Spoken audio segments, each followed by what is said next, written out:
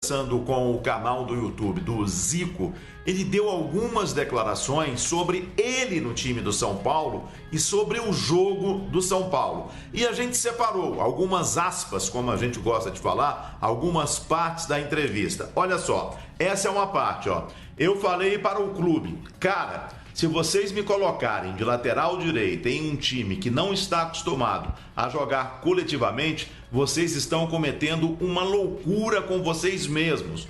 Como que você faz um investimento em um jogador que pode ajudar a sua equipe a ser muito melhor, muito mais equilibrada, gerar muito mais jogo, muito mais ocasiões de gol e o coloca pegando a uma partezinha do campo? Eu não sei se a gente tem uma outra aspas dele, foi a que eu mais gostei com relação à entrevista. É grande, mas eu vou tentar ser rápido. Não é demagogia e nem tentar colocar ninguém abaixo de mim. Mas em nível de entendimento de futebol e psicológico, eu estou um pouco à frente dos meus companheiros pela experiência por conhecer diferentes campeonatos aqui no Brasil. Ele falando por conhecer diferentes campeonatos e por isso que ele está à frente dos jogadores aqui do Brasil. O campeonato é o Campeonato Brasileiro é um campeonato dos mais difíceis em nível técnico, mas em nível tático e de jogo coletivo não é. Fica para trás de todos os lugares que passei. O que vai diferenciar nossa equipe e está diferenciando hoje em dia é que o nosso treinador, o capitão do nosso barco, está conseguindo fazer as pessoas entenderem que o nosso jogo coletivo vai se destacar que o jogo coletivo do São Paulo vai destacar todos os jogadores no lado individual. André Cavalcante, você concorda com o Daniel Alves que de repente no lado intelectual do futebol, ele está acima de todos os seus companheiros no São Paulo e que esse coletivo do São Paulo vai fazer os jogadores melhorarem com o Fernando Diniz? Eu acho, Theo, que a palavra não seria essa que foi utilizada pelo Daniel Alves, né, de nível intelectual. Não seria intelectual o termo que eu utilizaria. Eu utilizaria experiência mesmo, vivência de jogo.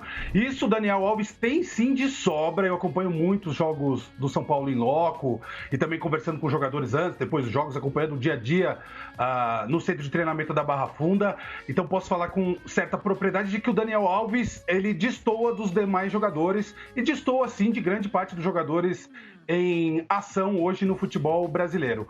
O Fernando Diniz e o São Paulo trouxeram o Daniel Alves com esse grande projeto dele ser um meio-campista, de ser o cara do time. E aí houve um pouquinho de equívoco no começo, né? Porque como ele queria ser o camisa 10, como o São Paulo também queria utilizá-lo em um setor do campo que ele fosse mais decisivo, o Daniel Alves chegou a jogar muito tempo como se fosse o meia atacante ou ponta de lança, aquele meio campista que encosta no atacante, muitas vezes fica jogando até de costas para o zagueiro.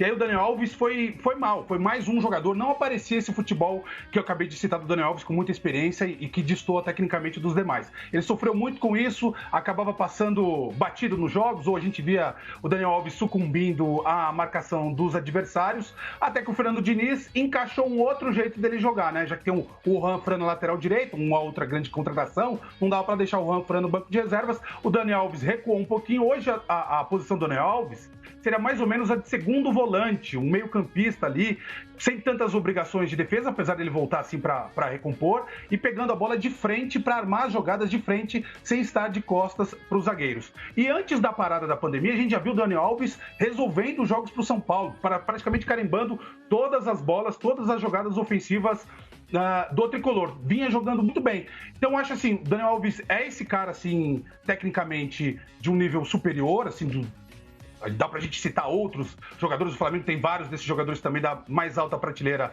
em ação aqui no Brasil. Mas não diria que ele intelectualmente é mais privilegiado. Acho que a experiência dele, a vivência dele e a técnica dele, isso sim, essas qualidades são superiores. E esse fato do Fernando Diniz ter encontrado essa posição de segundo volante, de jogador construindo as jogadas, fez muito bem para o São Paulo e para o Daniel Alves. Era um dos times que eu tinha muita curiosidade de ver quando o futebol foi paralisado. Vamos ver se o São Paulo, quando voltar, vai retomar de onde parou, talvez ter algum tipo de problema para retomar aquele nível. nível, mas era algo que estava dando esperanças para o torcedor são paulino, Theo. Agora, na entrevista...